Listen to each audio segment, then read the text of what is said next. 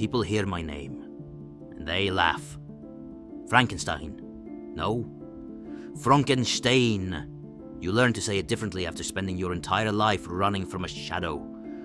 My grandfather was a legend, a madman, a monster, depending on who's telling the story. And me?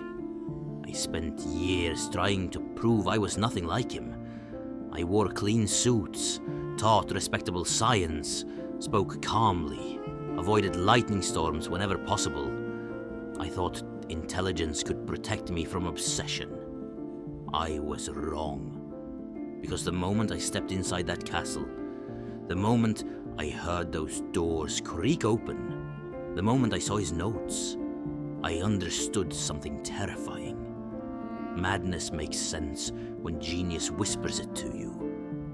At first, I told myself it was academic curiosity.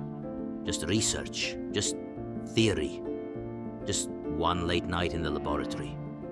Then suddenly I'm robbing graves with a hunchback assistant named Igor, who insists the hump moves by itself. And somehow that becomes normal.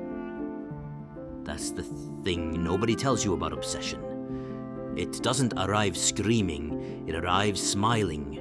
One experiment, one breakthrough, one little thought. What if he was right? And then the storm starts. The machines come alive. Electricity cracks through the sky like God himself is watching. And suddenly, you stop asking whether you should do something.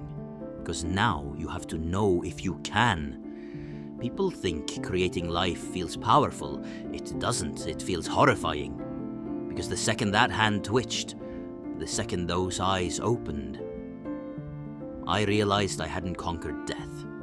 I had inherited my grandfather completely. And the worst part? A piece of me was proud. That's the sickness, not the science, the pride, the desperate need to prove your mind is greater than nature itself. But genius without humility turns every laboratory into a disaster waiting to happen. Still, I'd be lying if I said it wasn't magnificent. The lightning, the screaming, the chaos, the absolutely unreasonable confidence. It was beautiful. Until the monster started dancing. Honestly, that should have been my first warning sign. But maybe my grandfather understood something the rest of the world didn't. Maybe monsters aren't created in laboratories.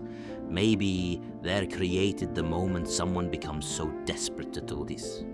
To leave a legacy, they stop caring about consequences. And me? I spent my whole life trying not to become Frankenstein, only to discover it was already in my blood.